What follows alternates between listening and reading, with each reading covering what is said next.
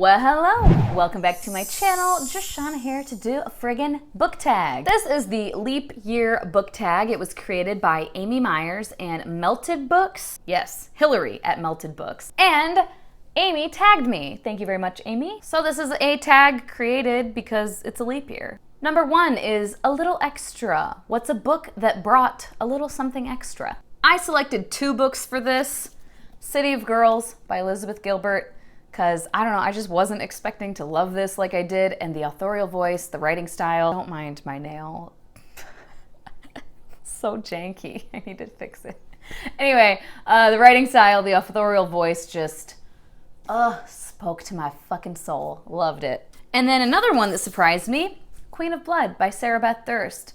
This is fantasy, YA fantasy, YA new adult. I don't know, they're, at any rate, whatever. Just a super interesting world. The world building in this, I was just like, is so unique. I hadn't read anything similar to it before, so that was that little bit of extra something.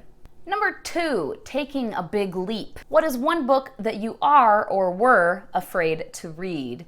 So the first one is one that I don't have, but that is the Lord of the Rings trilogy.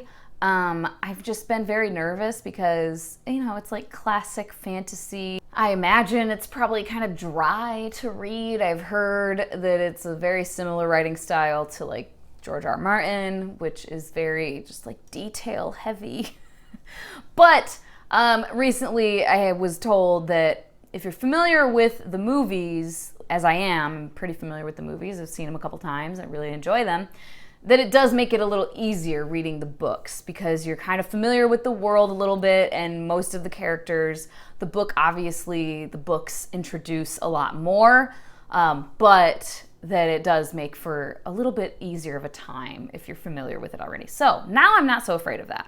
One that I do own that I am still kind of afraid of is Cloud Atlas by David Mitchell, because I think it's like time travel-y, science fiction, and just, it seems like a lot. I really don't know that much about what it is, but I remember seeing the trailer for the movie, and I haven't seen the movie. Oh, my hair. I remember seeing the trailer for the movie, though, and just being like, what the fuck?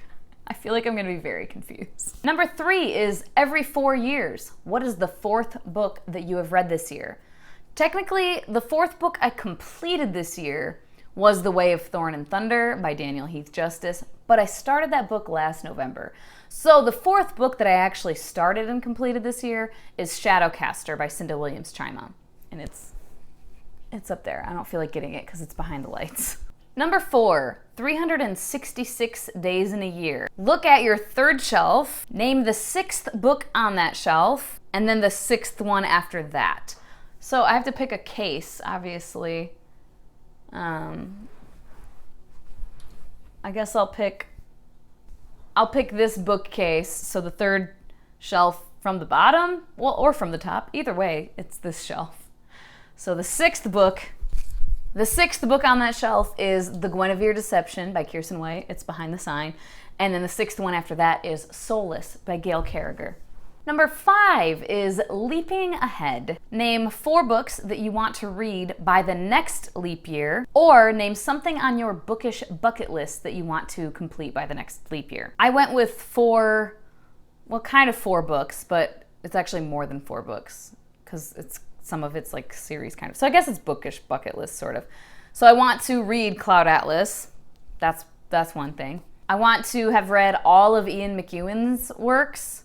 I own quite a few of them, but I haven't read all of them. I want to have read all of Ursula K. Le Guin's books. Most of them are in, like, technically they're part of a series, but they're all individual. You don't have to read them in any kind of order. They're just all in the same world. And then I want to have read Jane Eyre. Number 6, Leapfrog. Name a book on your TBR that has green on it. One that I pre-ordered and received and haven't picked up yet because readathons. A Heart So Fierce and Broken by Bridget Kemmerer. The whole thing is green. Number 7, Bad Luck. What bookish things do you steer clear from? And I wasn't sure if this, like Amy said, like French authors or French books. So like one kind of genre or whatever is contemporary romance. I just avoid it because I haven't liked it that much thus far. Anything I have read, I just don't. They use, most of them that I've read, almost all of them, use tropes that I personally just really hate. Really, really hate. And these plots are based solely on these tropes, like the miscommunication, the I have something really important to tell you, but like, oh God, we got distracted and now I haven't told you still. Oh my Jesus. Like shit like that. I'm just like, no, oh my God, I can't deal with it. And other stuff, I can't really think of. Horror, I guess.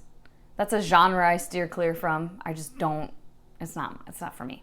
And then number 8 is to tag for friends. I'm going to tag Elliot Brooks, Jade at Bedtime Bookworm, Ola at Ola Magic Reads, and Ingrid at Ingrid Inspired. There we are, 4 friends. That is all. Let me know down below if you enjoyed this little tag, and do it yourself. Your tag too if you want to do the tag. As always, thank you so much for your time. Hope that you guys have a wonderful day, and I will talk to you later. Bye-bye.